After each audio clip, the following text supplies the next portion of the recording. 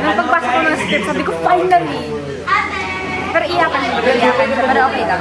Pero sobrang saya ka nila. Parang na-imagine ko yung next episodes na ano ulit kami. Yung parang support. Sobrang saya. Kasi nakakamiss talaga, promise. Like, hindi ako sanay yung hindi ko sila kasama sa ilang scene. Kasi ako kanina, oh my God! Tapos, boys, kailangan mo lang silang, yung kung sino tatapat sa'yo, kailangan mo Mag-isa? yun, okay na